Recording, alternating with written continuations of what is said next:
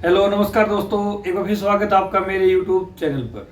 दोस्तों, आज का जो समय है वो बड़ा महंगाई का समय है और आज के समय में किसी अचल संपत्ति को लेना एक आम आदमी के लिए बहुत मुश्किल है।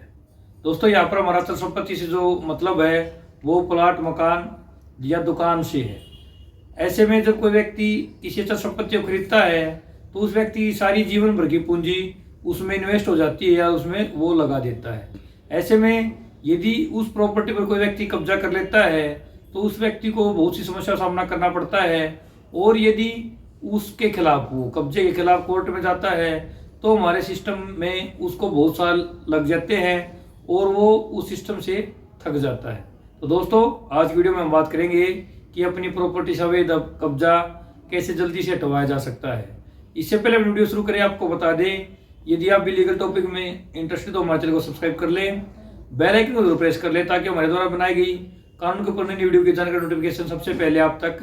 पहुंच सके। दोस्तों, आज हम स्पेसिफिक रिलीफ एक्ट के सेक्शन 6 के बारे में बात करेंगे जो किसी प्रॉपर्टी पर कब्जे को हटवाने के बारे में बात करता है। दोस्तों, जब भी किसी आपकी प्रॉपर्टी पर कोई व्यक्ति कब्जा कर लेता है तो हम सबसे पहले यही सलाह देंगे कि उक्त प्रॉपर्टी जो आपने खरीदी है उसको जल्दी से जल्दी अपने पोजीशन में कर लें, या कोई प्लॉट खाली है तो उसको चारदीवारी कर ले, या आप जैसे भी उसके ऊपर नजर रख सके, अपनी प्रॉपर्टी को अपनी नजर में रखें। फिर भी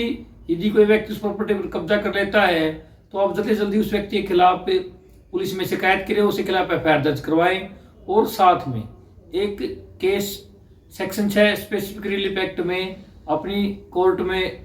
डाल दें, पेश कर दें। उस कोर्ट में जब भी आप केस फाइल करते हो तो उस कोर्ट को उस केस के अंदर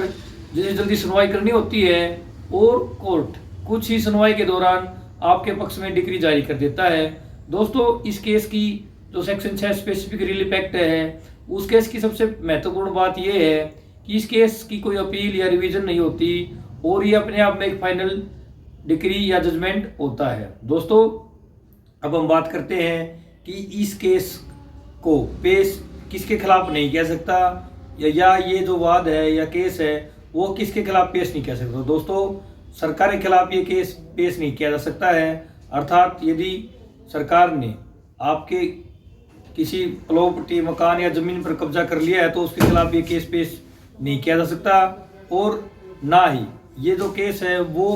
प्रॉपर्टी के से डिस्पोज होने के विद इन 6 मंथ आपको कोर्ट में पेश करना होता है। यदि आपकी प्रॉपर्टी को पर किसी व्यक्ति ने 6 महीने से अधिक समय से कब्जा किया हुआ है तो भी ये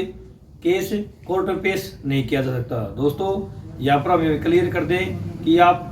सरकार के खिलाफ भी केस फाइल कर सकते हो, लेकिन वो सेक्शन 6 स्पेसिफिक रिलीफ एक्ट की बजाय आपको ऑर्डिनरी सूट फाइल करना होता है और उसमें जो समय है वो ज़्यादा लग जाता है। तो दोस्तों, जो सेक्शन 6 स्पेसिफिक रिलीफ एक्ट है उसमें एक बात जो महत्वपूर्ण याद रखने योग्य ये है कि जो वो व्यक्ति है जो दूसरे व्यक्ति को या आपको अपनी प्रॉपर्टी से डिस्पोजेस करता है, वो डिस्पोजेस करने का जो तरीका है वो बलपूर्वक होना चाहिए और वो गैर कानूनी होना चाहिए। लेकिन इसमें ये जरूरी नहीं है कि जो आपको डिस्पोजेस करे आप उस प्रॉपर्टी के मालिक हो सकता है कि आप उस प्रॉपर्टी में लाइसेंसी हो, ओरिजिनल ओनर ने आपको उस प्रॉपर्टी का पोजीशन दिया हो, या आप पावर ऑफ अटॉर्नी या एग्रीमेंट के आधार पर उस प्रॉपर्टी के मालिक भी हो सकते हो। अर्थात यहाँ पर कहने का तात्पर्य ये है कि किसी वो व्यक्ति इसमें सूट फाइल नहीं कर सकता जो किसी प्रॉपर्टी पर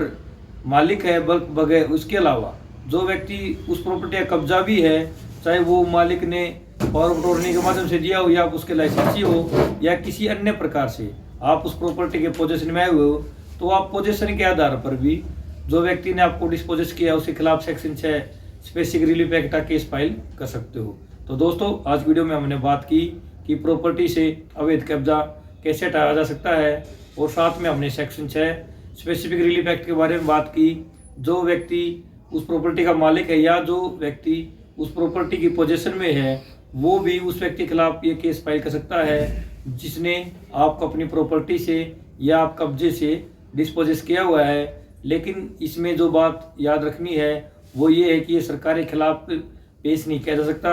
और ना ही ये विद इन 6 मंथ जब किसी व्यक्ति ने आपको डिस्पोजेस किया है उसी समय 6 महीने के अंदर अंदर इसको कोर्ट में पेश करना होता है। तो दोस्तों आशा करते हैं आज आपको हमारी वीडियो पसंद आई होगी। वीडियो पसंद है वीडियो को लाइक कर लें, चैनल को सब्सक्राइब कर लें। इसके अलावा यदि आपको शिकायत या सुझाव है तो कमेंट बॉक्स में लिखकर जरूर बताएं। धन्यवाद।